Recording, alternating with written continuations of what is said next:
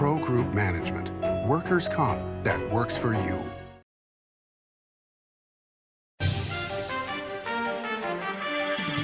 Welcome to Nevada Newsmakers. On the broadcast today, David Gibbs joins us. He's the president of Repair the Vote. He's talking about Question 7 here for the whole show on an all-new Nevada Newsmakers. The Nevada Builders Alliance has been protecting the interests of the construction industry for over 50 years. Our programs save members thousands of dollars every year and allow them to provide much-needed benefits to their employees. Our industry also allows Nevada to grow. If you're thinking about a career in the construction industry, reach out. And if you haven't thought of a career in construction, what are you waiting for? We are the Nevada Builders Alliance. Meet Nevada Health Link, Nevada's official health insurance marketplace. Your link to savings, selection, free assistance, and name brand health insurance, where 90% of enrollees lower the cost of their monthly premium. Everyone deserves access to quality health coverage, no matter your income or family size. Visit NevadaHealthLink.com. A few minutes could save you hundreds of dollars per month. Nevada Health Link. Our plans are made for your plans.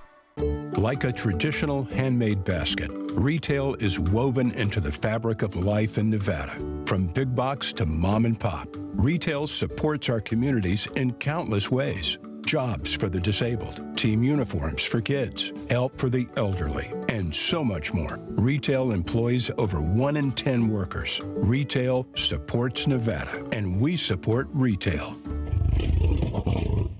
RANNV.org. As you know, Reno is booming. Toll's development company is helping it grow with insightful design and development, building community with every project, adding beauty, adding excitement, emphasizing our shared humanity. Reno is becoming bigger. Toll's development is helping it become better, more livable, more enjoyable. To learn more, go to tollsdevelopment.com. tollsdevelopment.com. This is Nevada Newsmakers with host Sam Shad, a no-holds-barred political forum. Now, from the Nevada Newsmakers broadcast headquarters, here is Sam Shad. And back on Nevada Newsmakers, we're delighted to welcome back to the program David Gibbs. He is president of Repair the Vote. Pleasure to have you back, sir. Pleasure to be here. Thanks for the invite. All right, so this is right after all the Lincoln Day dinners. Yes. Where have you been this past weekend? Well, this weekend was Reno and Washoe County Republican Party dinner out in Lovelock for the Pershing County brunch on Saturday morning, and then Saturday night was at Carson City at their Lincoln Day events. There's one more to go next weekend down in Dyer in Esmeralda County that I'll be at on Saturday. But I've hit almost all of the Lincoln Day events around the state this year, getting the word out on voting yes on Question 7 for voter ID. Okay, but what are people saying to you? What are the issues? I mean, obviously, I'm guessing CD2, the race for CD2 is a big deal. Yeah, there are a lot of people in there, but when I talk to folks about... By the way, that's an understatement. That's an understatement, yes. 27 candidates, Yes. I counted it the last time. Well, it's one of the interesting things about politics and about elections in this country is, and I tell people I'm kind of a purist. If you want to run for office, and you have to do what it takes to get elected and prove that you're the person that needs to be in that job, in that position. But what I've been getting is a lot of interest and a lot of support on Question 7 for voter ID. Okay, so people need to make sure, we need to pass this. We need to pass this. Okay, now explain where we are in the legislative process with it and what it actually says. All right. Well, Question 7 it's pretty simple. I went with what I call the KISS principle on this. Keep it simple, stupid. It just says if you vote in person, you have to show a government-issued photo ID, and there's a list of about 8 different IDs that are on there. Driver's license, obviously, the one most people will have, but passport, concealed carry permit.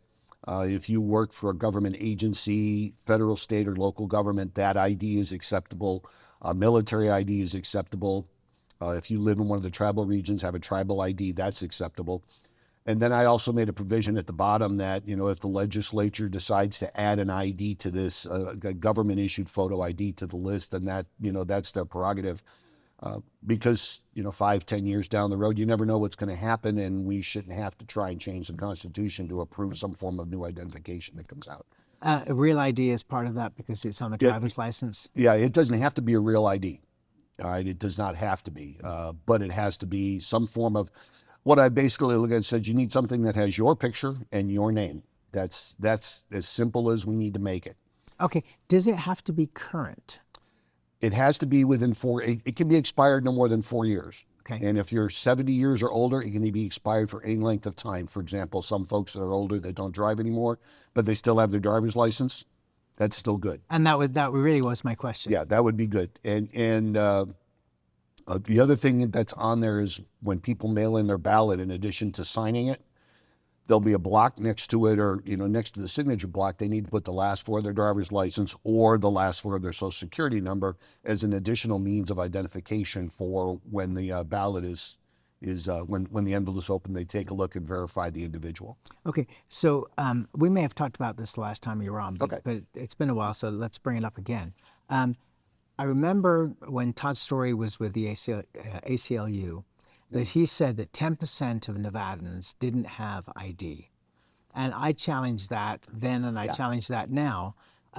But whatever percentage of people that don't have ID, and I don't know how they possibly live without ID, what do we do for them? Because, and I'm sure I said this to you the last time, I'm not in favor of paying any extra taxes if I don't have to, but in this case, if we need to pay a little extra on our taxes to ensure that everybody who wants an ID can get an ID so they can vote, I'm all in. Yeah. Where are we with that? I think his number is, there's two parts to that number. If they believe that 10% of the people in Nevada don't have IDs, then the question comes in is, who are those 10%? You're talking roughly 300,000 people. Right, which seems insane. It seems, yeah. Now, the Legislative Counsel Bureau, when there was a bill put before the legislature to do basically what Question 7 is doing, they estimated maybe 20,000 people don't have IDs. Okay? The part that a comes bit of a play, difference there. Significant difference. But part of it is, they talk about the 300,000 people or 10% or whatever. I've had numbers anywhere up to 500,000. 500,000 in Nevada don't have ID? I'm just telling you what people are saying. That's crazy. I think that's kind of nuts too. But the other part of it is an outlandish number, let's put it that way. I think part of it is, who are those people? Because if they're non-citizens, it doesn't matter because they can't vote anyway. Correct. Okay? So if you're talking about the citizens, and I kind of like the 20,000 number. I'm like you. I mean, how do you open up? You can't do anything without an ID. You can't get a job. You can't. You can't pick up your tickets at Ticketmaster. Yeah, you can't. There's nothing. There's almost nothing you can do that doesn't require an ID today, and so except voting, which is interesting. And so one of the things that we're taking a look at is how do we make that available. I've spoken with a couple of county clerks. I've spoken with Governor Lombardo about it. Lieutenant Governor Anthony about it, and we are working to make sure that problem doesn't exist. The Legislative Counsel Bureau estimated it would cost about $200,000 a year to give free IDs to people who don't have the ID. Those 20,000 people, if they want an ID. And that's assumes that they want an ID. Yeah, but that also wouldn't be an annual cost. No, it would not. Unless we had suddenly this massive influx of people without ID coming to Nevada. Yeah. And how are they going to get drivers? Oh, no, that would have solved that problem right there. Okay, so go ahead. We've got steps prepared, and we're ready to take the steps necessary to make sure that that's not going to be a problem. Okay, so I probably made this point with you the last time you were on, and I'm going to make it again, because I think it's important.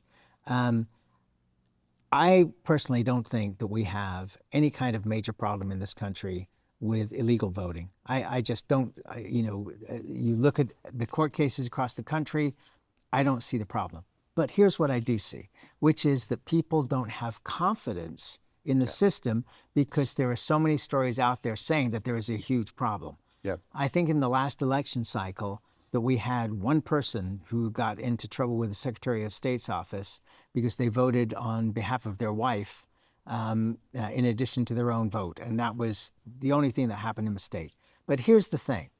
is if the population is not comfortable that the voting is legit, then fine, show an ID. I don't care. It's just not that big of a deal. I mean, I understand that there's lots of people going, oh, yes, Sam. And I'll give you the example of this in my personal life, that sometimes you just got to go with the way the people are thinking, and you don't have to have a vote on it.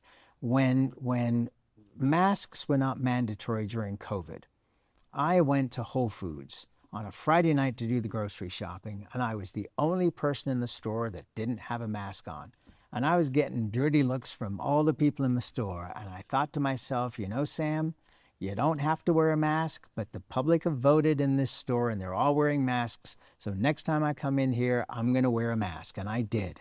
And I think it's the same thing with this, which is we need to have people comfortable believing that their vote counts and it's legit, and therefore show an ID. And if we're prepared to pay for those that don't have it, I'm good with that. You know, and guess what? About 85% of the American public agrees with that.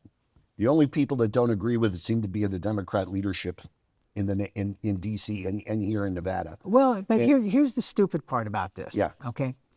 Which is that people always come up with these ideas, okay, that the people that don't have ID are all going to vote Democrat. I'm just making an example, but they're all going to vote Democrat. Or we could say they're all going to vote Republican, or they're all going to vote Libertarian, whatever it might be. Invariably, things change, and things that you make statements like that on come back to bite you. For example, when Senator Reid got rid of the filibuster for getting judges, because he couldn't get them through when Obama was president, we knew that that was going to blow up the filibuster and it would end up with the Supreme Court. And so people that don't like where the Supreme Court sits with the political thoughts of the members of the court, they can look to Senator Reid and lay the blame exactly there, because what's good for the goose is good for the gander. And so just because today it might be, in theory, it might be beneficial to one party, in reality, it never turns out that way. Look at the Hispanic vote over the last few cycles. Not exactly what one might have thought. That's how we ended up with President Trump. Well, you know, part of it is that, you know, the pendulum swings. That's my point. And you go back many years. I mean, go back to the Warren Court, for example, the Supreme Court. There were a lot of conservatives that didn't like the Supreme Court, and it goes back and forth, and it has for the history of this country. And it will continue to do so. Politically, the pendulum always swings back and forth and back and forth. But, you know, part of it is, you know, with voter ID, and you hit the nail, which is, you know, people need to have faith in the process. They need to have faith. And this is one step in restoring that faith that some people have lost. Back in 2008, I think it was, there was a poll that was done that 6% of the people did not have faith in the election process. In 2024, that number had grown to 19%. That's 1 out of 5 people in this country saying they didn't have faith in the election process. That's a problem. When 20% of the people question what's going on with our elections, and you lose faith in the process, then you lose faith in the outcome, then you lose faith in the people who got elected as a result of that outcome. And that's just a slope we don't want to go down. Well, you know, we need to reverse. We need to restore that faith. This is one step. There are other steps that need to be taken down the road, but this is one step, and the American people recognize it. And that's the thing. That's the thing about it is, you know, here in Nevada, the numbers in the 70s. There hasn't been a poll done in a couple of years here just in Nevada, but in 2024 there was a poll that was done with 73% of the people in favor of this nationwide. And you've seen some of the polls have been done. Pew did one. They came out with 80. I think it was 83% of the people. And that was across all demographics. You know, there are, you know, Senator Schumer's out there calling this Jim Crow 2.0. There are national organizations calling this Jim Crow 2.0 and voter suppression. How is it vote? Okay, I don't understand. How is it voter suppression? It's not. And the facts have proven it. There are 24 states right now that require a photo ID. Have you heard of one instance? I would think that if one person got turned away because they didn't have a requisite ID or they could not get an ID, I'd be willing to bet they'd be headlining on CNN or, you know, front page of the New York Times. But it's not happening. And so there's no proof, there's no documentation, there's nothing to back up their claims that people are being disenfranchised. In Georgia passed a photo ID law in 2021, and they were screaming about this is going to disenfranchise minorities. Well, in 2022, the largest percentage and number of minorities ever in Georgia voted. So that, obviously proved them wrong. Similar issues in Texas. So every time the facts are proving their argument incorrect. But they keep saying it. And Senator Cortez Masto just recently came out and talked about the SAVE Act, for example, that, women aren't going to be able to get an ID. And I'm going, I'm sorry, that doesn't make any sense. Because, for example, you get married, all right?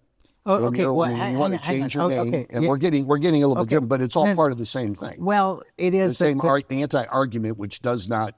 Okay, but the SAVE Act is a whole different can of worms. And there are things in there that will cause consternation for people, and more than I want to get into on this show. We can do this on another show. That's fine. But the SAVE Act has a lot of issues that I would certainly have an argument with, because it just makes it way more complicated for so many different people to be able to get the ID that is necessary based on all the paperwork that they have to hand in. And that to me is the problem. Getting a regular ID and having the state being able to provide that ID at no charge to people that can't afford it, I am good with. You start getting into all this other stuff, then I'm throwing up my hands and going, but here... There are a lot of things with that, that's true. That need to be looked at. So here's a point that I wanted to make, which is that a lot of people complain about, the fact that there are, we don't want to have ID, but at the same time that the system is corrupted and people are voting that shouldn't vote. And then I talk to people who are complaining after the election that they win, and all of a sudden they have no problem with the election. Well, it's just funny how that works. Well, when you win, the rules obviously worked in your favor. Isn't that funny how that works? Well, yeah. But I've never heard anybody say, you know what, I'm going to step down from this office because my opponent should have won because the election was so corrupt. Well, and part of it comes into play of, it's difficult to prove. It always has been difficult to prove. And because of, the people, if there is organized corruption going on, first of all, they're not dummies. They know what they're doing. They know how to do that. They know that there are ways to do that. The point is that it doesn't matter if it's one vote or a million votes.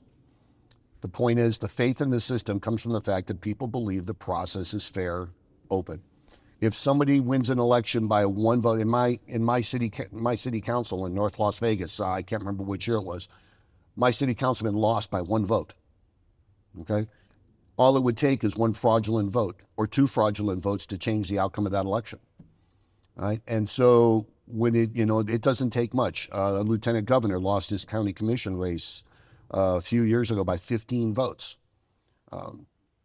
And there were multiple, according to the election official in Clark County at the time, there were multiple questionable ballots in that race. In fact, if I remember correctly, he actually recommended redoing the race, because there were more questionable ballots than there was the difference between the two votes or the two candidates. Well, so, I'm not thinking that this is going to solve everything. Oh, no, it's not. I think that this is going to solve a major issue. Yep. But let's take a break because we got to make some money here, because that's what we do. Hey, it's all about making the money. Capitalism. We'll be right back after this.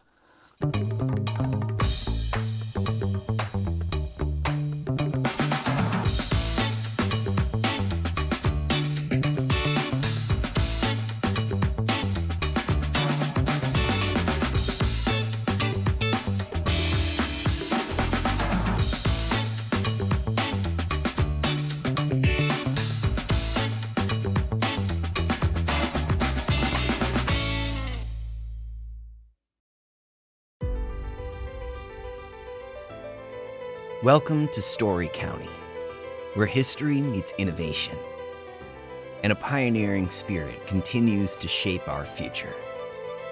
At the heart of the Tahoe Reno Industrial Center, we power the future with global leaders in technology and manufacturing, driving progress that reaches far beyond our county lines. From advanced manufacturing to tech innovation, our industries are creating thousands of quality careers, fueling a vibrant economy that benefits every Nevadan. But it's more than just growth. Our community is our foundation, supporting families, empowering local initiatives, and creating a place where everyone belongs. Be part of a legacy built on bold ideas and boundless possibilities. Join us in building a brighter future right here in Story County.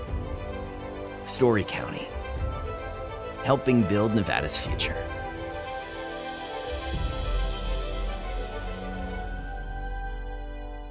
The winning is about to hit a whole nother level during the $100,000 March Mayhem giveaways at Tamarack Casino. Win up to $5,000 in cash every week and a top prize of $15,000 in cash during the grand finale drawing. Don't miss the mayhem. Your good times are at Tamarack Casino. This is Nevada Newsmakers. And back on Nevada Newsmakers, we continue our conversation with David Gibbs. He is the president of Repair the Vote. So we are at this point, right? It's gone through the legislature one time, right? No, it's through the voters one time. Through the voters one and time. And now it's going to the voters again. Correct. And this is question 7. Yes. And then if it passes this time, does it have to go back to the legislature, or is it now in the Constitution? It is in the Constitution. Okay. And you say you have not done any polling on this at this point, or have you done? There hasn't been any polling done in Nevada in a couple of years, no. Okay, but you had a huge percentage in favor the last time that this happened. We got 73% of the vote. We were the first time that any ballot initiative in this state got over 1 million votes. And so it shows the interest of people having that crosses demographics. You get 73% of the vote. You're getting a lot of folks from all the political parties. You're getting folks from all demographics who are in favor of this, and that just shows the support that exists across Nevada for folks requiring a photo ID. Okay, and that's a great thing. Okay, let's take another break, and we'll be right back. The trucking industry is the most resilient link in the supply chain, and for over 90 years, the Nevada Trucking Association has been the voice for the men and women in the trucking industry. From Carson City to Washington, D.C., we advocate for policies to protect our trucking companies and keep commerce flowing. Because Nevada's and America's prosperity is tied to trucks. There's nothing without trucking.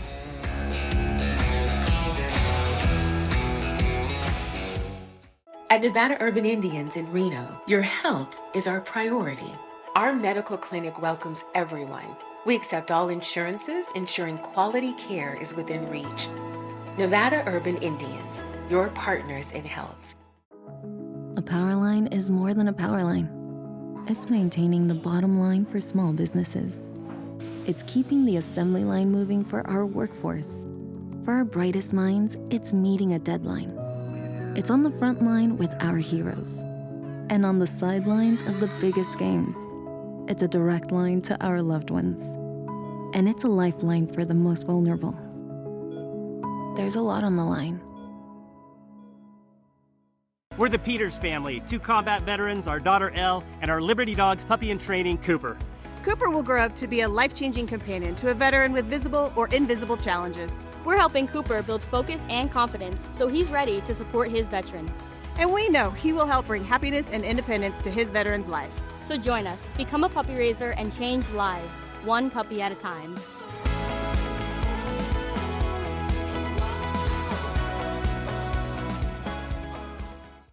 The Road to Riches leads straight to the Carson Valley Inn. Cash drawings Thursday and Saturdays. Over 480 winners. Score up to $15,000 weekly. Plus one $10,000 cash winner and the $20,000 guaranteed grand prize giveaways. Free meals, free play, and more. Only at the Carson Valley Inn. This is Nevada Newsmakers. And back on Nevada Newsmakers, we continue our conversation with David Gibbs. He is the president of Repair the Vote.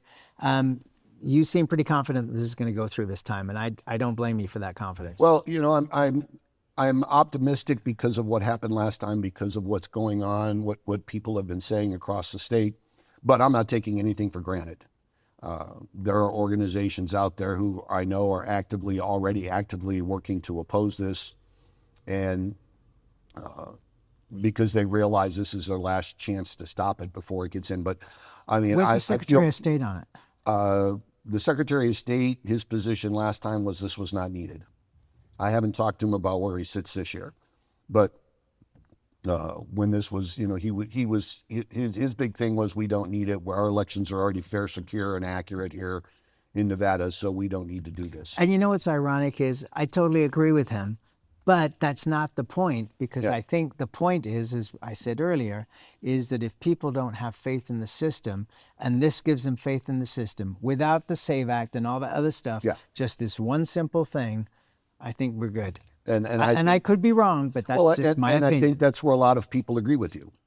And that's, a lot of people in Nevada agree with that concept, which was this will make us happier. This will restore some of the faith that we have in the system, or reduce some of the questions that we have with the system. And that's where we have to leave it. David Gibbs, always a pleasure to have you on the program, sir. Well, my pleasure. Thanks for having me, and vote yes on 7. Thank you, sir. And we'll be right back. Sponsors are needed for the Greenhouse Project's annual Grateful Harvest Dinner, taking place Monday, September 21st at Nashville Social Club in Carson City. It's our biggest fundraiser of the year. For 17 years, the Greenhouse Project has provided agricultural education for students and fresh produce to our community's food insecure. Every dollar you give helps us continue this important, life-changing mission. Go to carsоncitygreenhouse.org to learn how you can help. Join us in growing a lasting legacy. Each day, the Children's Advocacy Alliance partners with leaders, legislators, and families across Nevada to improve children's health, education, economic well-being, and safety. We recognize Nevada will be no better than the state of its children. Be a part of this change. Be a supporter of the Children's Advocacy Alliance. For more information, go to caanv.org. You're in trouble with the law. It's easy to think you'll lose everything, but there is hope. I'm Attorney Orrin Johnson. Your first step is to hire a serious attorney with the experience to successfully navigate the legal system for you. Sometimes hope means addiction treatment instead of jail, and making sure you're treated fairly. Sometimes hope means fearless trial attorneys will stand up to the government when they get it wrong. Call or text Orrin Johnson Law. We'll make a plan. You'll take back your life. Southwest Specialties has been making the homes and businesses of Nevada beautiful for more than 20 years. Their experienced designers and craftsmen create the walkways, backyards, water features, and a variety of outdoor cooking areas that add curb appeal and value to your investment. Call today or visit them at their website and see how they can make your outdoor spaces special. Southwest Specialties, creative, distinctive, beautiful. Welcome to the Ahern Boutique Hotel, where luxury and warmth come together in the heart of Las Vegas. We take pride in offering a one-of-a-kind experience for both locals and tourists. Join us for handcrafted cocktails and an unforgettable experience. Joel's Chop House, the perfect place to savor views of the Las Vegas Strip. Satisfy your cravings at the Ahern Chocolate Shop. No smoking, no resort fees, and the parking is always free. The Ahern Luxury Boutique Hotel is your home away from home. Check out our archives section on NevadaNewsmakers.com.